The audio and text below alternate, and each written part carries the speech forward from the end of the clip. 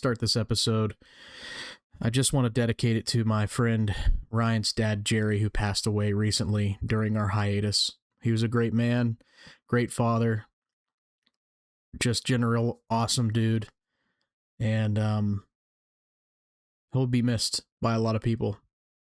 So I hope you enjoy the episode. This one's for him.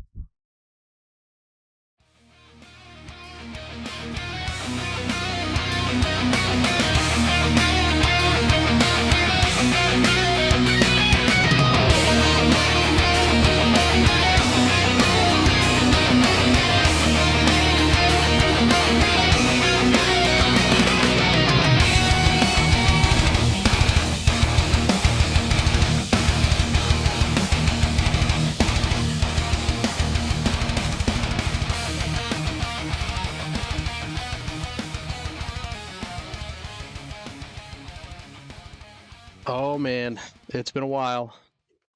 How you doing, man? I'm good. How are you? Oh boy, now that we have nice weather and it's no longer winter time, I'm pretty happy. Yeah, it is nice. It's nice. Yeah, I'm glad to get back to this though. We've been out for quite a while, and this is kind of the we're back episode. We had a lot going on in life.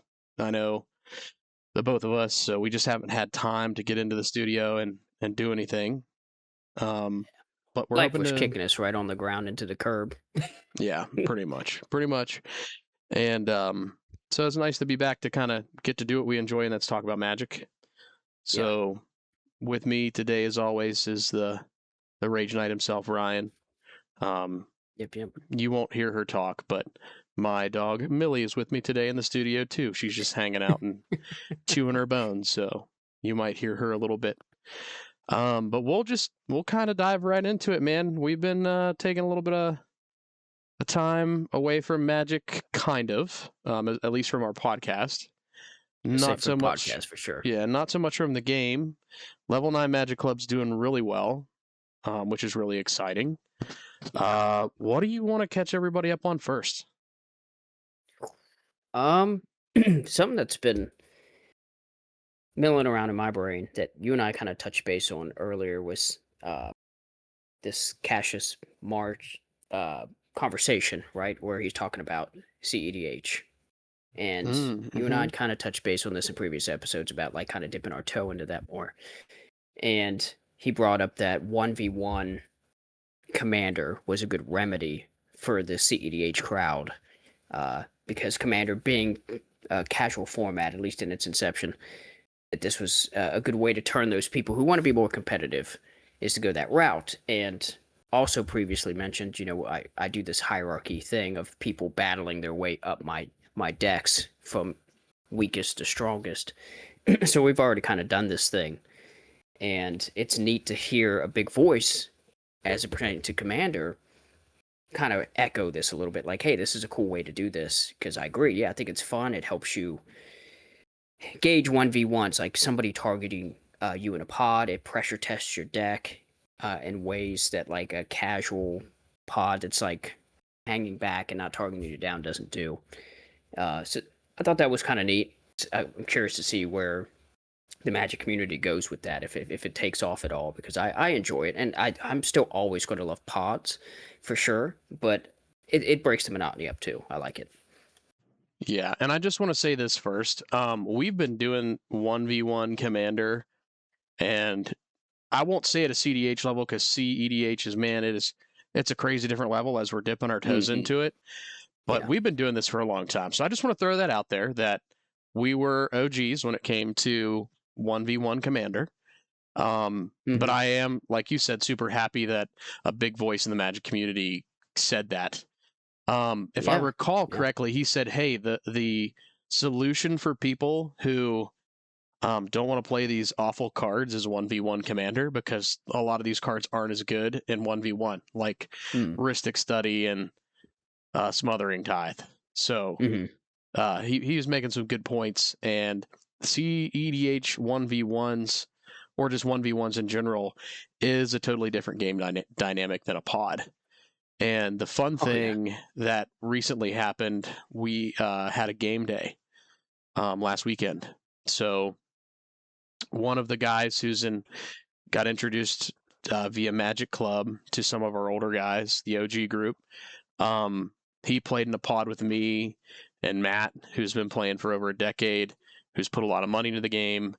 And I know that in experience in 1v1s, his decks were kind of getting pushed around a little bit. But whenever it came to that pod play, his decks, I mean, they smacked us. And it just shows you the different dynamic of it. And like you said, that pressure test. Even though your deck might not be doing good 1v1, man, it really makes it stronger for that multiplayer game. And that was really cool to see. And I was really excited for him. And I could tell he was really excited. So that was cool. I was glad to see a guy who's new to Magic actually take off a little bit. Because it's inspiring to, when you get that win or you get close to it with guys who are really good and you're new to this thing, it inspires you hopefully to drive further with what you're doing and keep building. So hopefully that's the case. But it is good to see. Right. And then, sorry, go ahead. I was just gonna say, and we'll kind of get into the hierarchy battles because I think that's something that has been really taken off too, which is really cool, and I'd like to see play groups do that more often. I know that I've kind of got back into it here recently with you in my Vivi deck that I hadn't done in a while, just because we haven't had the time. But kind of going back to the game night that we had, really cool stuff that I saw. So we have a guy that we work with who's been playing a really long time, and he started pretty close to the inception of the game, probably a couple years after. I'm not exactly sure. You'll have to tell the story on that because you've talked to him more about it than I have. But so he shows up to the game or game day, and he has the shoebox, and I'm like, dude, do you still have your Magic cards in there? And he goes, yeah, this is my shoebox I keep my collection in. And he let some other guys look at it, Steve and Mike, and they were looking through it while everybody was playing, and I was hearing some really cool card names come out of that box, and I was like, oh man, I gotta look at this. So to kind of set you back in time, I finally get my hands on this shoebox, and it's not like a hinge lid shoebox. It's like the lid comes completely off and it's elongated, and it was a Nike shoebox. And when you take the top of the box off, it had a stamp on the top of the inside of the box that said December 6th, 1992. So that's how old the shoebox is. The shoebox is older than I am, which is crazy. Yeah. And I start looking through these cards, and they're 4th edition cards, 1995. So cool. Red Elemental Blast was in there. That was one that I saw that I really liked. He had 2 Phyrexian altars, or no, not Phyrexian altars, Ashnod's altars. Ashnod's, yeah. And he had a Force of Will and just a bunch of other really cool cards. But those were the ones that really stuck out to me. And they were all almost in near mint condition. Hadn't been shuffled around, hadn't been beat up because they were in a deck and rubber banded. They were in, if you got them graded, they would be a 9 or a 10 easily. Most of the cards. He just kept them in his shoebox. And it was like going into a time capsule.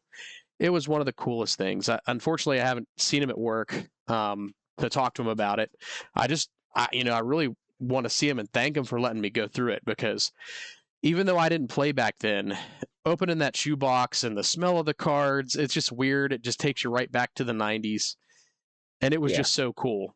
And I will say I did try to trade that Force of Will to him. I was going to trade him a card and some cash because I wanted the card really bad. But he made a good decision. He kept the card because it is a staple. You were trading for the Force of Will, yes. Yeah, I was trying to trade for the Force of Will. But it was a good idea for him to hang on to that. Because, if he would have traded it to me, it would have been in my collection forever. I would have handed it down to my kid if he ever decided to play Magic. And that's how cool that card is to me. So I thought it was awesome. What were your thoughts on looking through that box? Did you get an opportunity? Oh, I love that stuff. I love that some of those older cards are in there. Yeah, I peeked through it briefly. because I was over there slaying it, being pretty great.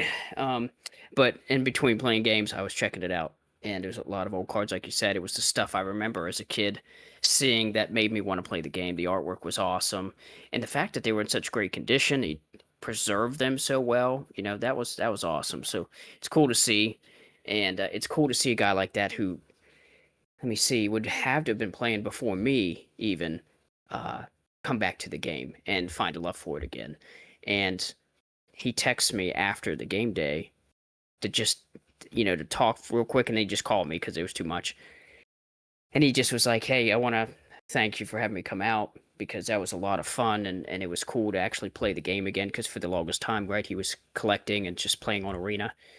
And I think it really excited him to go out there and just play IRL with somebody in front of him, see how pods go, because he never played Commander, I don't believe. I think most of his experience was it'd be standard, and playing Arena, standard Arena, maybe some Brawl a little bit, but like this be the first pod, so that was cool. So new experience for him.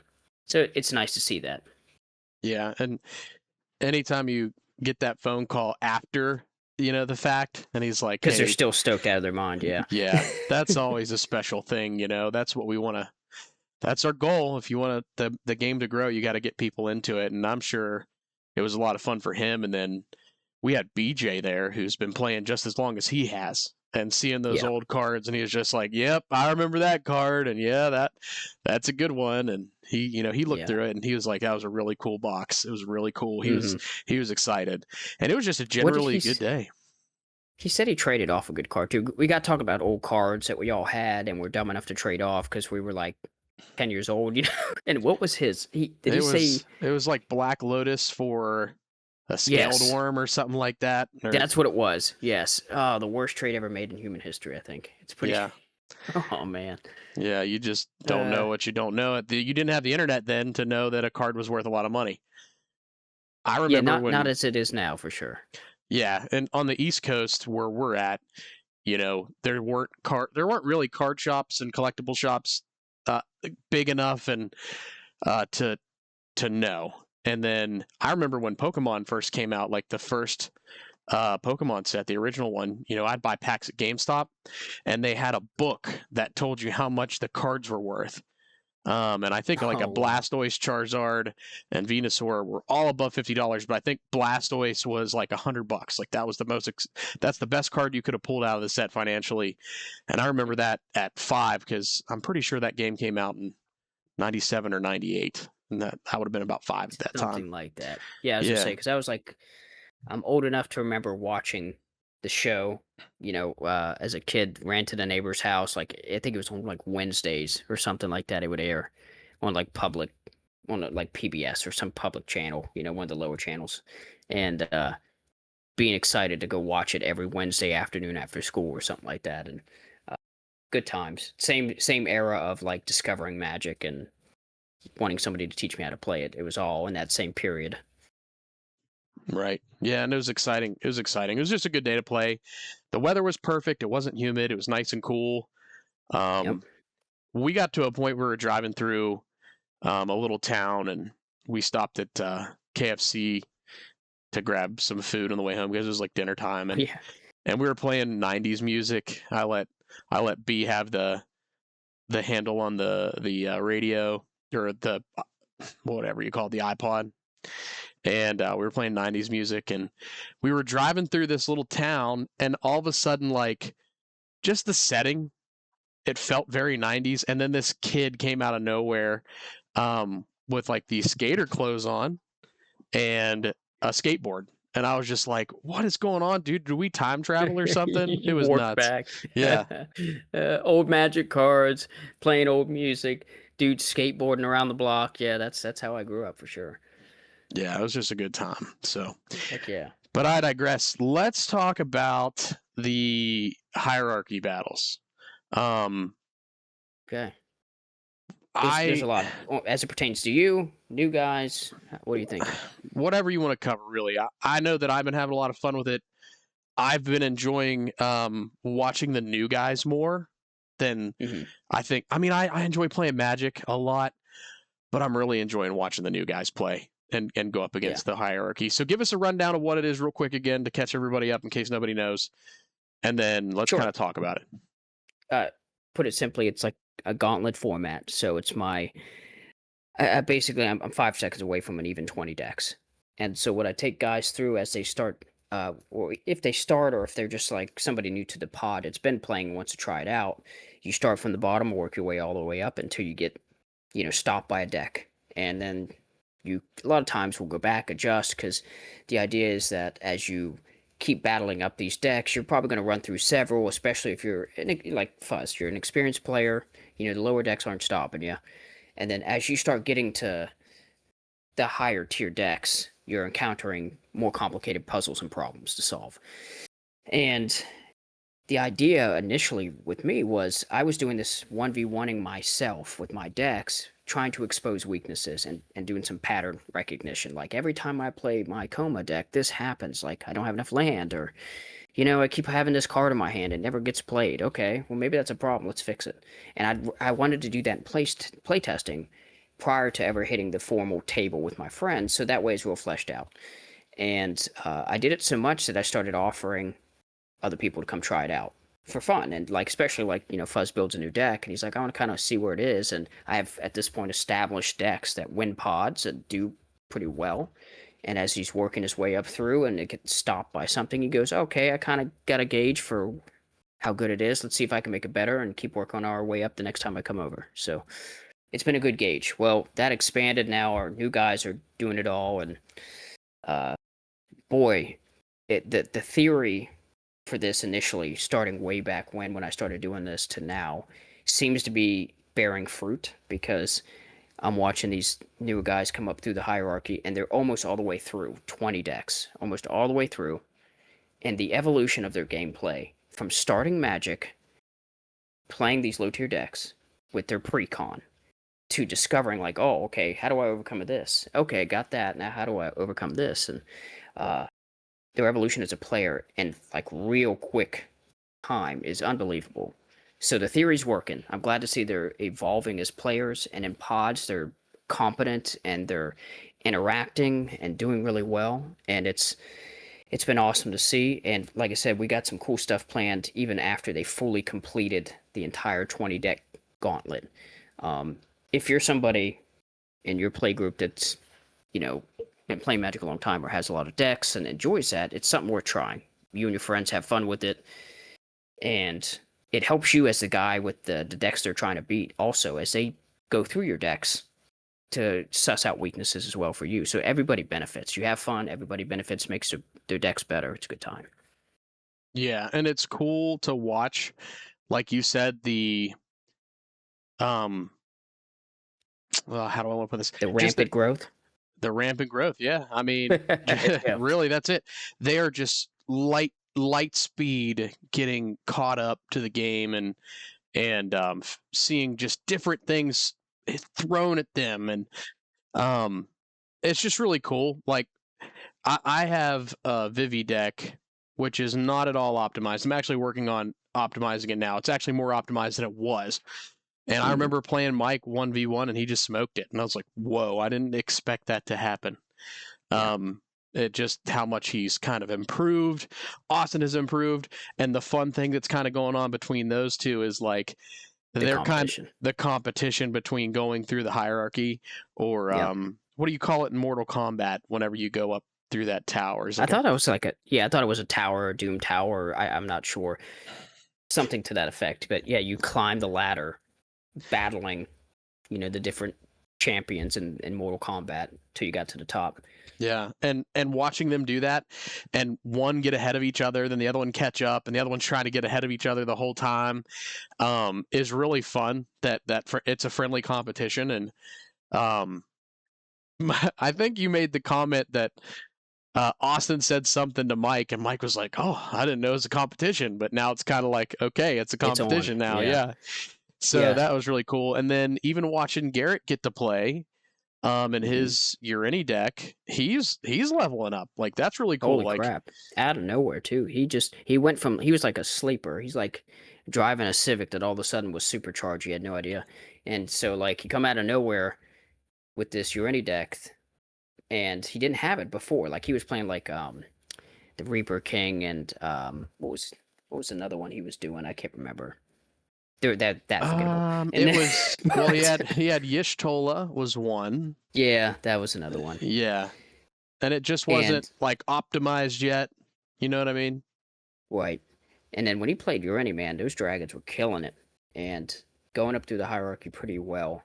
And he's shown growth in his own right. Because meanwhile, while Mike and Austin have been flying up through the hierarchy and battling it out the entire time, Garrett's kind of been off to the side, doing his own thing, battling guys, but not the hierarchy. And then, like all of a sudden, he drops his deck in front of me to play, and it's been through some wars, and now it's ready. And so it's cool to see. So he's starting his climb as well, and I'm more willing if you're willing to talk about what we're going to do after it, because it's not like they're going to listen to us, so I think it's safe to bring it up. Oh man, well this might be like the one episode that they do this, and they do Right, listen that to. wouldn't be my luck, right? It's like we say it, and then Mike's like, "Oh yeah, cool, I caught that episode. Now I know what you're up to." Yeah, but you know what? If any of our guys listen and they hear this, bring it up. We're excited. We've actually been planning this for a couple weeks now. So yeah, I mean, I'm cool with it. It's kind of your baby. I just kind of fanned the flame, if you know what I mean. So honestly, I think you elevated it significantly. But I'll start. How about I start how I was going to do it, and then I'll let you take off with how you contributed to make it cooler. Okay, yeah, let's do that. So as these guys have been climbing up through, they're on my number 4 deck. So they've got to get through this and into my top 3, and they've defeated all the decks. And as they've been getting closer, I've been thinking, man, this is so monumental, because most people fall off the hierarchy. Eventually, they'll play a deck through, kind of get a feel for how they can improve the deck based on how far they went in the hierarchy in one sitting. And that could be a long night, but they'll do it in one go and then say, okay, I got enough data off this. I know what I need to do. And then next time I see that deck, it's in a pod, and I never see it battle the hierarchy again, which is fine. That's the initial purpose. It was to see how far you could push the deck, adjust it for pod play. Well, these guys will be the first to see it through the entire way from the bottom up. And I said, man, I got to do something. This is a cool thing no one else has done. I'm super proud of them, and to see their growth has been awesome, right? It's awesome being the guy that, well, one of the several of us who are mentoring these guys, see them grow and see that fruit bear from all the effort they put in. So I'm going to do something cool. So, obviously I came to you and I said, hey, look, this is what I think I'm going to do at the end of this hierarchy thing. And I was looking up on Etsy and different places, hey, Magic the Gathering, generic trophies that I might be able to customize and make something cool. And I found a couple things, showed you. You were pretty excited about it and said, hey, it's a great idea. And the rest of the day goes on until later in the day you had time, you got this idea. And when you come back, you're like, hey, I got something. Let's try this. So go ahead and take it off. Yeah, so I won't say this idea is 100% an original idea, but I've never seen anybody in Magic do this. So it's kind of like an original Magic idea. Yeah. If we're lucky, and our show ever takes off, hopefully we can get credited with this idea. I mean, we're kind of stealing from another franchise. We are, but the kind of the style, like how CDH was born or EDH was born or whatever. I think this would be a cool thing to see more play groups do. So yeah, so you tell me, you're like, hey, you send me that text message. Hey, when you get a chance, I have something that I want you to look at that I think would be pretty cool. And I meet up with you that day, and you show me this cool trophy. He's like, what do you think about this for the guys that beat the hierarchy? And it was a trophy. It's like, oh yeah, that'd be really cool. They're working hard and they're really trying and they're putting effort into it. That would be a cool little token, and that would get other people excited to try to do it too. Oh, I got this cool trophy from my friend who put me through this gauntlet. And like you said, you show me that, and the day goes on, and I'm thinking, and I'm like, oh man, we could do something really cool. And we met up again, and I said, hey, what do you think if instead of giving them a trophy, we did kind of like Pokemon, and we did gym leaders? And basically, when they beat the hierarchy, they get like that little badge container that whenever Ash went through and fought all the gyms, you get their badge and you put the badge inside that little container to show you've earned it. And all of the OGs are gym leaders, and we get to pilot a deck, and we make it a terrible deck that's really hard to beat. And they got to collect all 8 badges. And then after they collect all 8 badges, which is going to be its own cool thing, because I think we decided that we're going to go with at this point Rakdos guilds as the badge. So you mean or not Rakdos? Holy Ravnica. smoke! Ravnica guilds. You're talking to me who's playing Rakdos. That's what it is. That's exactly what it is. I'm thinking about what you're playing, and the badges are going to be, kind of aligned to those colors. And I said, what if we do that? Then after they collect all 8 badges, they have to run through the Elite Four. And just like in Pokemon, you have to beat all 4 gym leaders in a row to get the trophy. Or all 4 Elite Four. Or all and then 4 the Elite champion. 4, yeah. So you technically should have 5. You have 4 Elite Four and then a champ at the end. Yeah. And so that's kind of the idea that we're going with. It just gives another ceiling of play and to push people into playing the game and having fun with it. It's just a different way to have fun. And it's kind of almost like Goku. When Goku fights Frieza, like he has to dig down and figure it out. And then he beats Frieza, and then the androids come, and they're even stronger than Frieza. And it's kind of like that, but it's kind of set up in a Pokemon style way. So what do you think about it? I know that I'm super excited about this. We mentioned Rakdos. You're going to be running a Rakdos theme deck. They're not theme, but colors, red, black. Yeah, staying in those colors. I'm going to be doing blue, red. And fortunately, I already have a commander for it, and I picked up some cards for him even today before we got on here and started this episode. Yeah. So tell me what you think. Man, it's riddled with challenge. Are we going to be able to challenge them enough? The idea itself, I love. I love this idea. I think it's a lot of fun. I just want to bring it, right? I want all of our guys to bring it and not be complacent. The problem with being very good at Magic for a long period of time is you start to rest on your laurels, I feel like sometimes. And these guys are hungry, right? They're up and coming, so they're building and growing and adapting. And by the time they beat my top deck, that means they've overcome 20 different obstacles, most of which are like mainstream, strategies you'll see in Magic, So they've overcome a lot.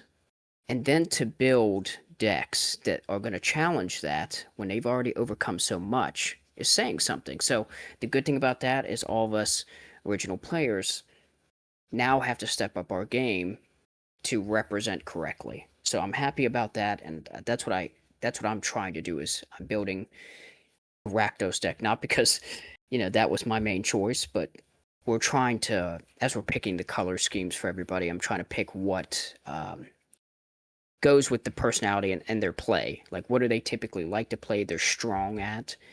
And to challenge myself, I said, I'm just going to take what's left over. Because if I have my choice, I'm going Simic. But I know our buddy Matt, huge Simic guy in the sense of like he plays Kennen, Bonder, Prodigy. Great CEDH deck. And I'm like, all right, he's already got a deck for that. He's really good with that deck.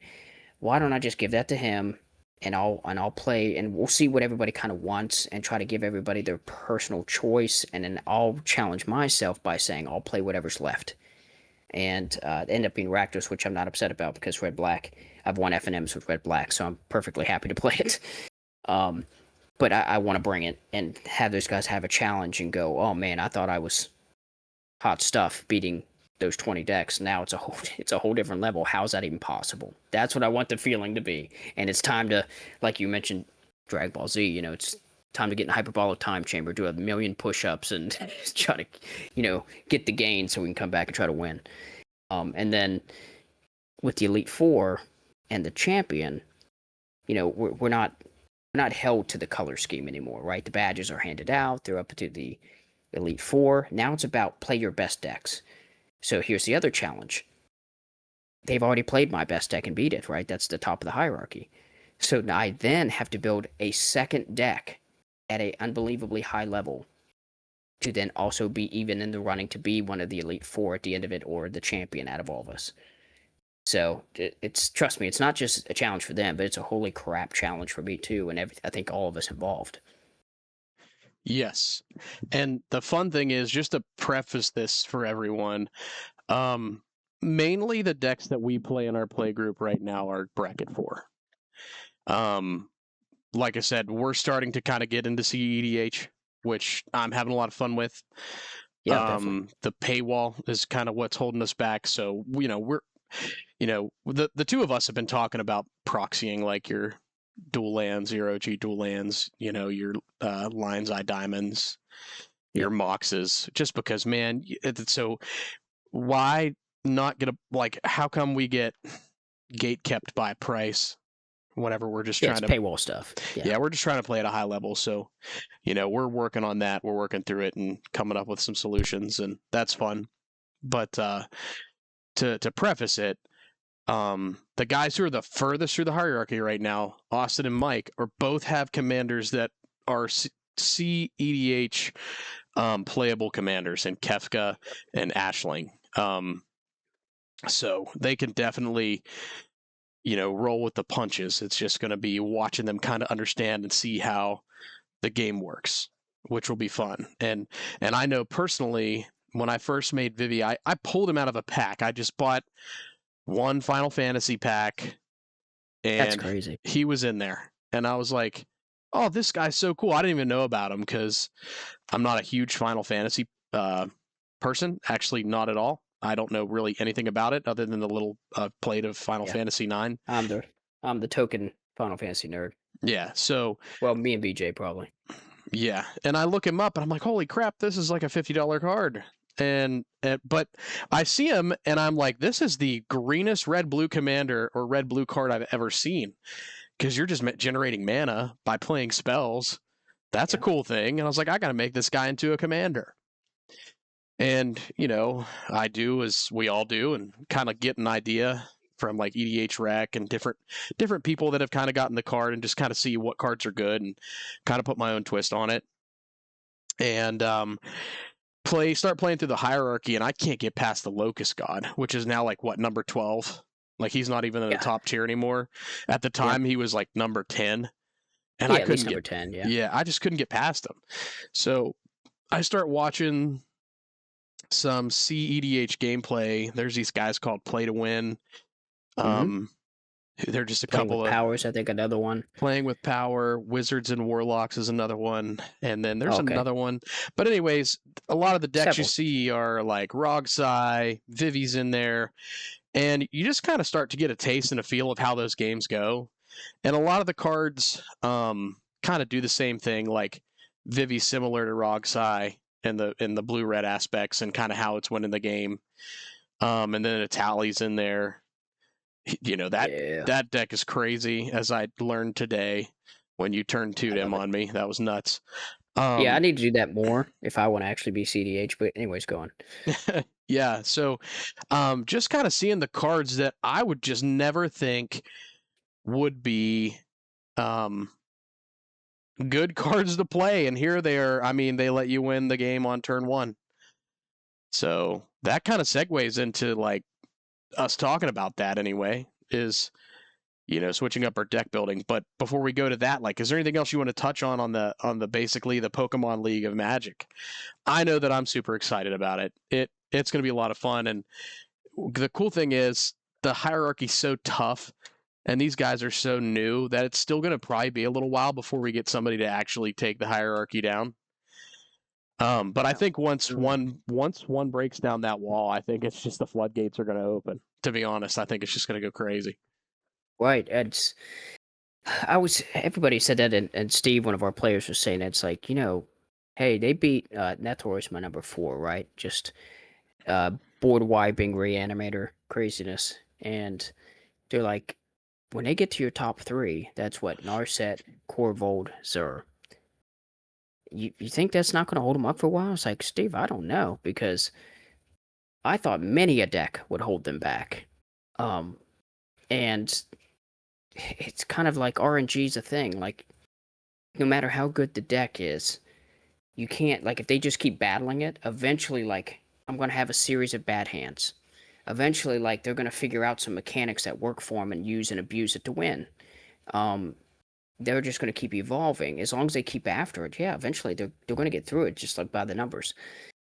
So I'm not worried about that. That doesn't make me feel bad, like if they go beat my top deck, because that's how it works, right? And again, the idea is to learn, gain data from that. Say, okay, how did they beat Zur? How do I build a deck then to beat them? And then like not make Zur the top deck. How do I make my deck so good Zur's number 10? That'd be wild. So it's all good stuff. And I was like, but just eventually they'll battle through it. I don't know how long it'll take them. Some decks took them longer than others. Like when they got to my Coma deck, boy, they hated their life for a while. They were in the trenches because Coma's just a pain. He's a pain in the butt. But then other decks that are ahead of Coma blew right through them because it just the way their decks play compared to mine. So yeah, I'm not sure. I have at this point I have no idea how long it'll take. Could take a long time. They could blow right through them. No idea. Yeah. And Coma's tough, especially when you're copying Coma. And to kind of tell everybody this too, the hierarchy runs from about bracket 2 all the way up to bracket 4, and I would say Zer's probably fringe bracket 5 CEDH because he is just so oppressive and can lock a game out so fast. So that just to give everybody an idea of the range from deck 20 to deck 1. Well, and I will say too, if you're on Moxfield, I'm literally on Moxfield with my builds, Rage Not Ryan, and you could see in real time what we're talking about. But yeah, Zer's close. Steve was saying a while back, he's like, I don't know how Zer's not bracket 5, and I'm like, well, that's because like we had talked about, I'm not doing like, I don't have these crazy high dollar cards to play him out turn 1, you know what I mean, and then turn 2 find some infinite combo or board wipe, or Armageddon or something. Armageddon's in there, but like it's not that crazy quick. So I was like, there's a big difference. I think it could be, and now that as we're getting into this journey of CEDH, I can develop him more so into that, I believe. But as of right now, that's why he's still bracket 4. So we're still evolving ourselves. Yeah, and I could definitely see him being like a mid-range CEDH deck, as in if you can stop the initial turn 1 through 3 win with him, then he's going to be in the driver's seat, and it would be pretty tough to knock him down if he can survive the first 3 turns, which is not by any means easy. When you watch these CEDH games on any of the multiple channels across the internet, most games are over by turn 2 or 3. It's nuts. It is crazy. I don't know. I'd love to get some decks that way. Just to say I can play at that level. Yeah. It's just, like you said, it's kind of been a paywall. And we've been more traditional in the fact that we want to own the cards. And the problem is, it's so tough to do that if you're just an average guy. We're just average men with families and a job. We're not whales by any means, to where we have all this money and just throw it at stuff. So that has made it tough. But that being said, it's been more proxy friendly as of late, as far as I can tell, where there's tournaments allowing it. I think we've talked about that before. And so proxying's not out of the question, especially if you just want to try it out, right? We're not going to a tournament. It's our friend group. And as long as everybody's on point with it and we're like, hey, we're going to proxy and try to build these really insane decks to make each other hate our lives, then hey, if everybody's on board, let's do it. So it's fine by me. Let's try it out. And if anybody listening to this is like, man, I like their idea, there's a ton of different ways you can do it. You don't have to build anything crazy like us, especially if you have a very new play group.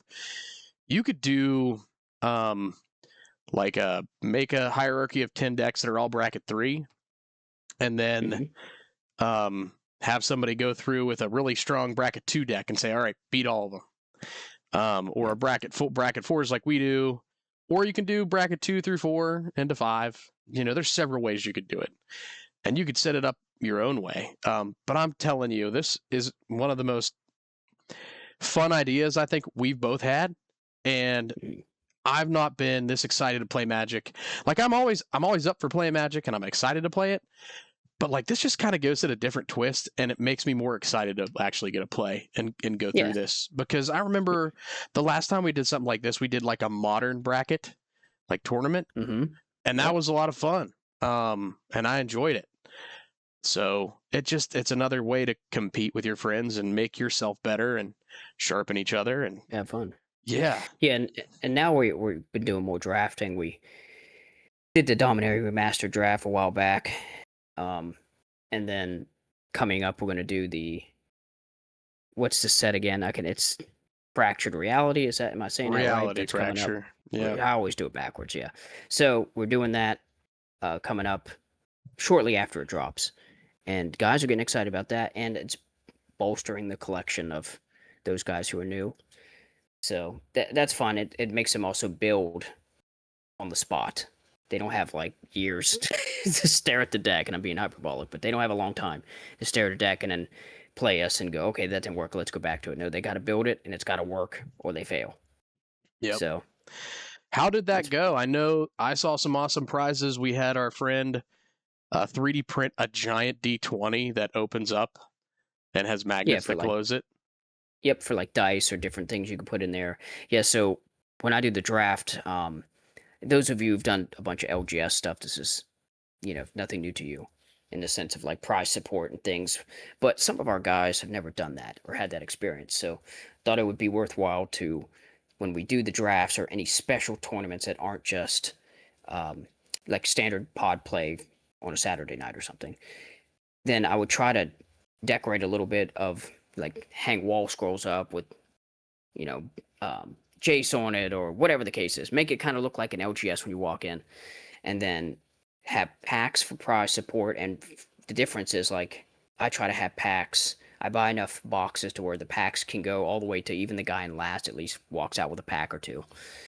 And then prize support, extra stuff to make guys excited that they can basically do a raffle for.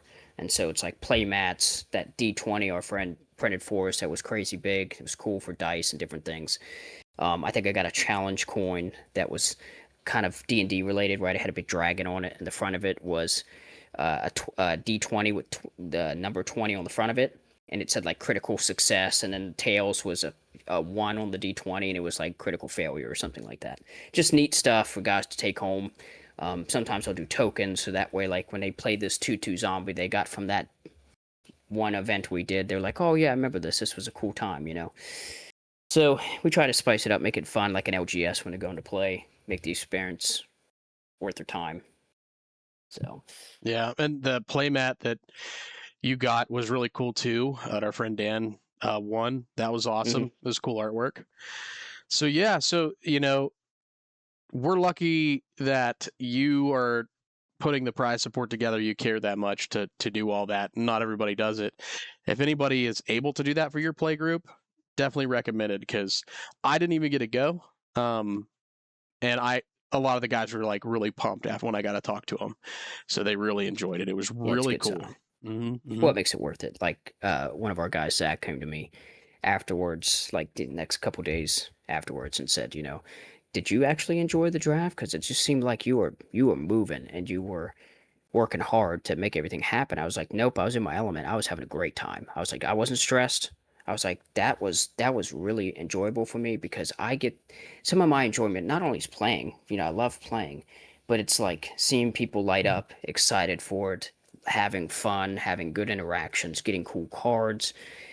I don't know, something about that makes me happy and enjoy it. And so like running the event and making sure everybody had like the Magic Companion app and could see what table they were sitting at and have it all set up nice so they knew where they were going, and setting timers and making sure everything worked. I don't know, that's like a labor of love for me. So I'm just happy if everybody leaves and they had a great time. That's the goal. Yeah. And that's how you build up a healthy play group that like wants to keep coming back and can't get enough playing cards with their friends. And that's great to see. It's exciting. Friends are super important in your life. They can keep you grounded and make life fun. So it's good to have a good friend group that continues to get together and have these great moments together. It's fun. And one thing just to plug real quick, Mythic Tools, that app is great. We're not sponsored by them, our friend Dan found it a while ago, like over a year. Yeah. It's been out for a while. We've been using it for a long time, and it's gaining traction. I've seen creators talk about Mythic Tool, and if Okay, you good. don't I if you wasn't don't sure. have it and you're listening to this, you really need to look at it. It is a great app. It's a great app. So It's cool, and that's speaking of that with Mythic Tools, we I'm sure a lot of you listening have stuff on Moxfield or Scryfall or one of these sites, especially if you have a lot of decks. And the good thing about it is you can port over your decks from I know from Moxfield because that's what I use. And when I get on Mythic Tools, all of my decks I can then add the link from Moxfield over to Mythic Tools and port my decks into Mythic Tools. So, if I play one of these new guys and I'm playing Itali and they go, man, that was crazy. And what was that card you played? That it was a green card. I could really use that for my deck. And I can't remember the name of it, but it was a 2/3 that whenever you cast a creature spell, you draw a card. You go, oh, that's like probably Beast Whisperer or whatever. So here's the deck list. Just look up Itali under my name. All my stuff's public. And either on Mythic Tools or you can go to Moxfield, but Mythic Tools, if we're all in that group, right? So it's easy to look up my stuff and just go find the card. It's in there, and then that way you don't have to hunt it down. Or if you want to, like, I really hate that deck, I've got to figure out how to beat it. What is the deck list? That's fine too. Go figure out what I'm playing and then figure out how to counter it. yeah, it's a really really good tool, and I think they added folder support now too, so you can even get really drilled down into organizing and whatnot. It's a cool app. So last thing I think we're going to cover, just kind of talking about how we're switching up deck building here recently, and kind of the growth in that, and then we'll wrap it up. What do you think?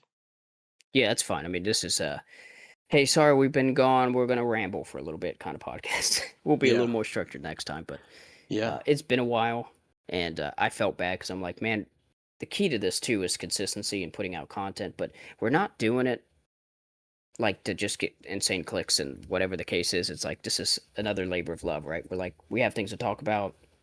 It'd be cool to do that if it takes off, great. If not, we had fun talking about it. And also, if topics help our new players and they say, hey, did you bring up whatever topic it is, we're like, actually, we did a podcast about that. So if you want in-depth conversation about that very thing, here's the podcast. We'll share the link. That's our thoughts on it. Do it at your own leisure. It works out. So it's a resource. So happy to do it. Yeah, I agree. So let's dive into that. One thing that we talked about recently was, and heck, it might even have been conversation today that we were talking about this. When I first started playing, net decking was like super frowned upon. At least my friend that taught me did not like it. He's like, man, that's so stupid. Get your own ideas kind of thing. And a lot of people at my local games or our local game store were the same way.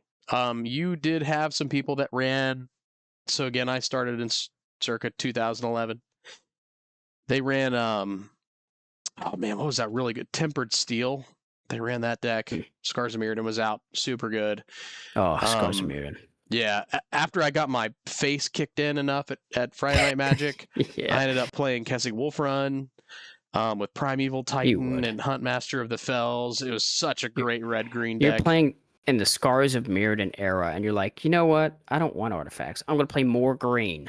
God dang it. Well, it had Inkmoth Nexus, so that's an artifact, and I would give it... Good for you, fella. I'd give it plus like 20 in trample and flying, and they would die, so that was good. Love playing that card. I didn't understand artifacts very well when I first started playing the game. Being a green player, artifacts were not good. I was like, oh no, we got to get rid of them. Yeah, we got to rid of all these things. To the point where I remember playing one of the guys at the store who was really good. He actually, I'm pretty sure, works for Wizards of the Coast now, which is kind of cool. Cool. But we're playing at the store. He's a really great player. He's still in high school, but very intelligent person. Yeah. I naturalized one of his artifacts, and he goes, do you main board that? And I was like, yeah, dude, I see so many artifacts. Like, I have to have something to stop them. And he didn't say anything. He was really respectful, but looking back at it, he was just like, man, this dude's crazy. He doesn't know how to play Magic kind of thing. And I really didn't. I didn't understand it at the time, but like Naturalize was such a stupid card to have in your main board that you wanted that to be a sideboard card. I didn't understand how it all worked. So, but yeah, we all learned. yeah, so we were learning net decking was a terrible thing. Fast forward up until now, it's widely accepted. People post their decks everywhere. EDH Rec, Moxfield. Yeah, I'm on Moxfield, yeah. Everywhere. You know, there are multiples and multiples and multiples of decks and versions and different things that people can resource from. And it's great. I love it. I can't believe I started out Magic like that, like hating net decking, and to where I'm at now. And it's just it.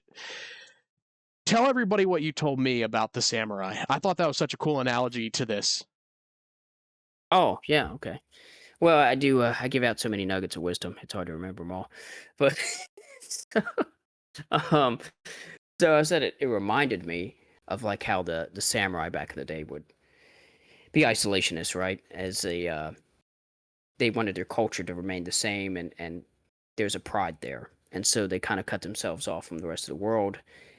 And when the U.S. shows up with higher tech and seeking to do trade, and we're just so much ahead of them, I think it shocked them, right? And that's when you've seen the erosion of some of that samurai culture and the westernization of Japan at the time. And it kind of reminded me of this era we're talking about in Magic, to put it in a really ridiculous way. So, where we're like, you don't net deck, you just build it yourself, use your own dang mind, you know? And that's kind of the same mentality. It's like, figure it out yourself, you can do it, just keep it to yourself, and not say, no, we need to be aware of what the rest of the world is doing, and that's how we stay ahead, right? The nations know this. That's like with war and all that stuff. Like, if you didn't know what your neighbor was doing and they're over there building the craziest weapon ever, and you're still like shooting muskets, you're in trouble.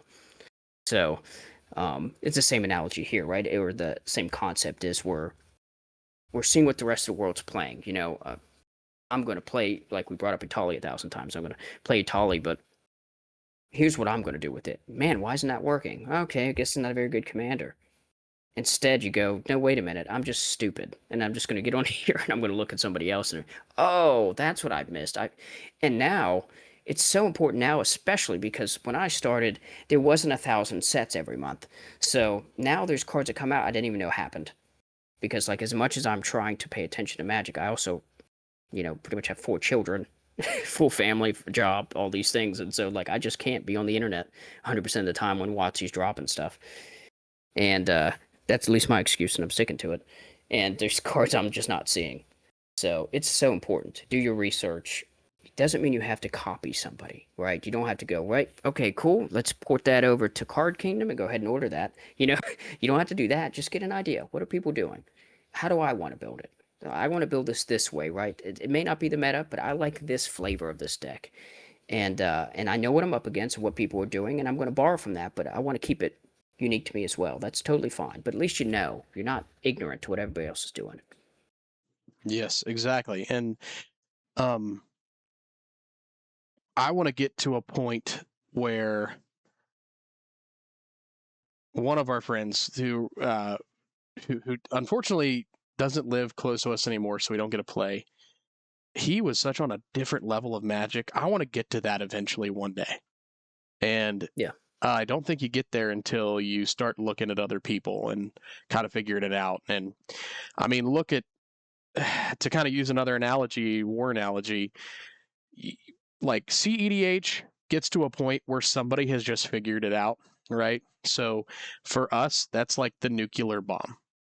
And once you get a nuclear bomb, like that's the creme of the crop as far as war goes. You have a lot of power, and everybody else in the world wants to have a nuclear bomb. And that's kind of like where we're at until somebody finds something better than a nuclear bomb to hold power. And that's kind of CEDH, is somebody's going to figure it out. There's going to be typically a set amount of decks that just work until the new thing comes out. And like you said, you know, Wizards is constantly printing stuff, so it's hard to keep up. But one card can completely change the meta, you know, of CEDH. But one of the cool things is our friend Dan, that guy's always tearing decks apart and building and creating new challenges for himself. And, he uses those same resources too. He doesn't copy things, one to one, but Yeah. he'll get some references and then just make some crazy stuff that I've never even thought to do, which is really Yes, cool. he tries to break it. And Yeah. he's one of those guys that like still frowns upon the copying, right? Like our buddy Matt is a prime example. Matt says, I don't need to be overly creative. I need to look up what works. Oh, that works? I'll do that thing. Like that's as simple as it gets with him. He builds the decks around what works because he's out for the W. And Dan is like I don't know, he's a purist homebrew kind of guy, which I respect the heck out of. And so he's like, that's despicable. He's like, you get an idea of the concept, right? I want to do said concept, and here's what I think I can do. And you start puzzling it out on your own. Then when you've kind of got it all laid out, then Dan's like, all right, now I'll research because again, there's so many cards. Maybe I missed something, or let me make sure I'm on the right track, or even better, let's see if I'm ahead of the game. You know what I mean? That's kind of how he is. And so with Matt, like doing the just gonna basically net deck, he's like, I hate him. So, Yeah. But it's I don't care either way. Just bring good decks. That's all I say. Yeah, a lot. It goes a far way too, with the pilot. The pilot takes it a long way. Oh yeah. And I'm not Oh yeah. saying that like Dan or Matt are good or bad pilots. They're both Right. unique pilots in their own way of those decks. But sometimes experience can just get you at the end of the day. And a lot of the times it does. And especially like, man, when we were playing recently, and when I was playing Atali, I got Stormtide Leviathan out, and it's not an optimized card, guys. Just keep in mind, I built this deck to have fun. Somebody just threw up in their mouth.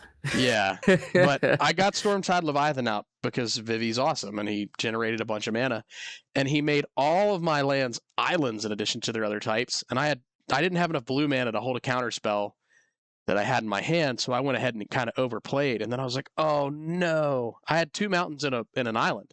I forgot that the 2 mountains were also islands because of that ability, and it could have changed the game, and it's just, I know better, but depending on what headspace you're in and the experience that you have, that can change the way a game goes. So it doesn't really matter all the time how good the deck is.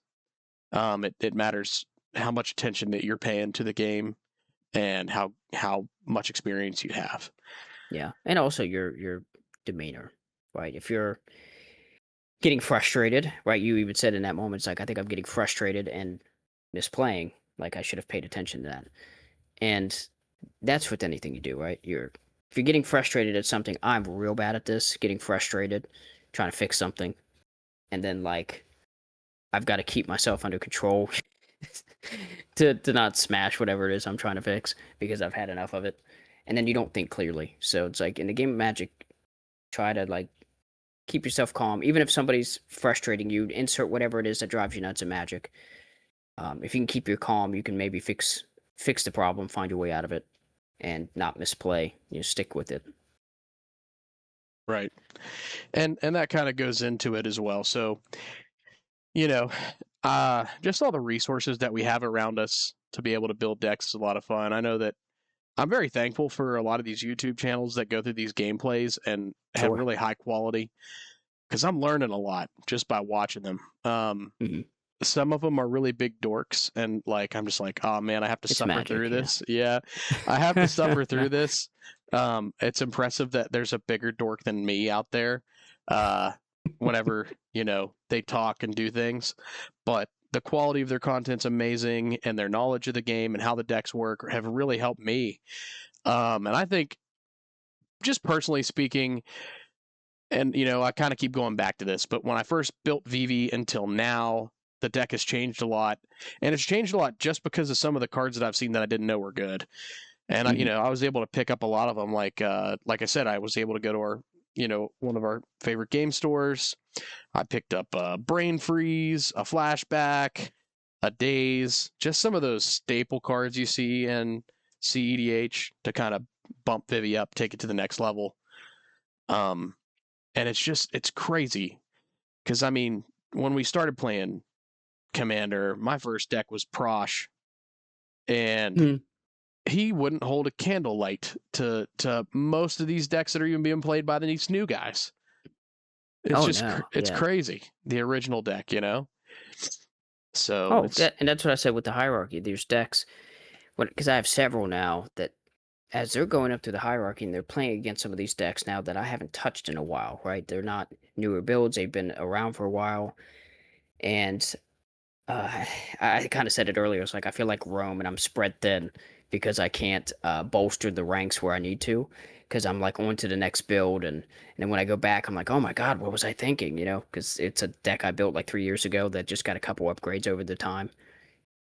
And boy, is it frustrating when you go back and you see the level. It's good. That means you're growing when you see like discrepancies compared to how you play now. But it's also very frustrating when you're trying to defend that rank in the hierarchy.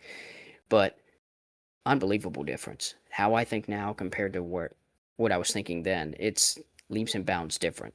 So we all keep growing. We're learning from each other. We're developing. That's what it's supposed to be like. It's good. Mm-hmm. Mm-hmm. You're always testing those holes in the wall and trying to patch them up or make them stronger. And it's a good thing to do. So if you get a chance to do it, definitely recommend it. I know that, like you said, you have 4 kids. I have 1, but he's in sports, and man, like, it's so hard to keep up with it. But if you have the opportunity to do it, I'd recommend it. If you can make your own kind of battle tower or hierarchy or gauntlet, whatever you want to call it. Whatever you want to call it. I know that I've started the process on mine, but unfortunately, I'm just so, I don't want to say wishy-washy, but I change my decks up so much that like it changes, and it's hard to keep going. And even like some decks, like whenever they don't perform, you just get mad at them, and you're just like, yeah, I'm going to rebuild the deck, or I'm going to take it apart and just build something else.